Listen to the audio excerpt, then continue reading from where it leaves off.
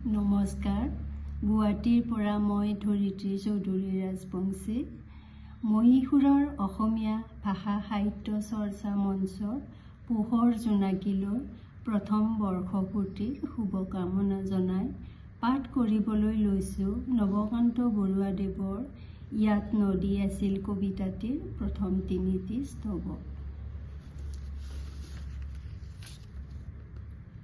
ইয়াত নদী আছিল।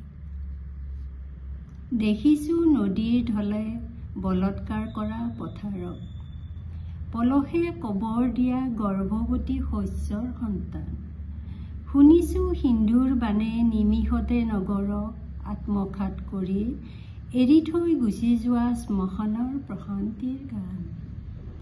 উদগ্ৰ ধ্বংসৰ নিচা লোভৰ কুটিল দুঃসাহস চলনাৰ জীৱন্ত ধেমালি আৰু পাপৰ কুৎসিত অভিসাৰ। তাৰো সৌন্দৰ্যই মোক দিছিল স্বপ্নৰ জাল ৰুচি। কাৰণ মই যে দিওঁ দুঃসাহকো স্বপ্নৰ মৰ্যাদা সিও বন্দী সূৰ্যকণা। আহিছিল ভাঙি চিঙি পৃথিৱীৰ কঠিন জৰায়ু। কিন্তু মৰুভূমি আহে লাহে লাহে মাহে মাহে বছৰে বছৰে। আহতৰ সৰুঙত এপাহি কপৌ ফুল সোনকালে সৰে। গোপন ব্যাধিৰ দৰে লাহে লাহে মচি নিয়ে প্ৰাণৰ যিমান ৰং সেউজী সোণালী।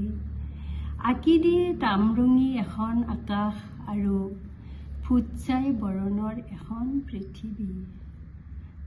ধন্যবাদ।